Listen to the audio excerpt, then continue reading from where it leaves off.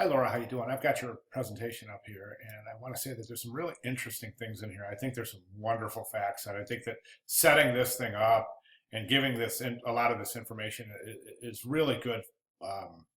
Good way to set it up, kind of set up your presentation a little bit. So I think this is really interesting. I think it's interesting that that you explain your first choices and explain why you didn't select those. That's a really innovative way to approach this. I love the reasons that you're giving here. I think you've really thought this out. The thing with Colorado and the marijuana is, now they don't need the Olympics. They've got marijuana. I mean, they're making that state is making so much money off of legal marijuana. They don't want Olympics. Trust me. Olympics is it's a venture that could quite possibly lose money, and if it does, it's not going to be a little bit of money, as we know, as we saw in the recent Russian games, etc. So I think this was a good call. I really do, foregoing Denver for some of these reasons. Bozeman's awesome.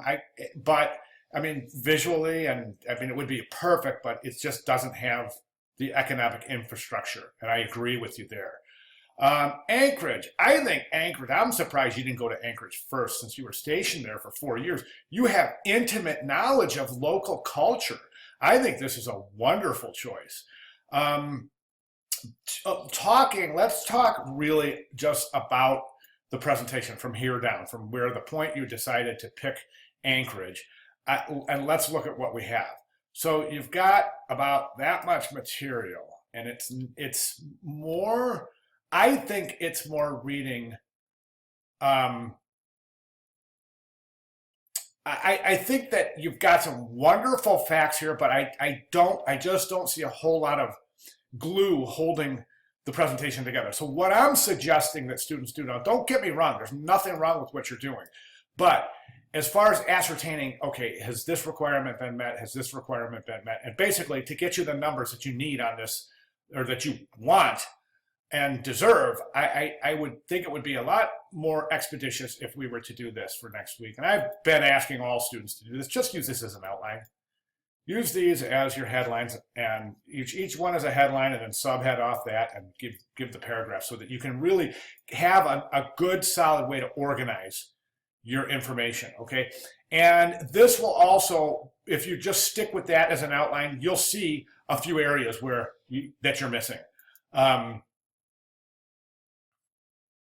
So, for example, I think that some of the indigenous tribes in Alaska, and I think that that's really important, and that comes in down here. Study the culture and region of your games, of the region your games will be held. So that's culture. That's not only local contemporary culture, but that's also indigenous culture of indigenous peoples and ancient culture, artifacts, art, music, textiles,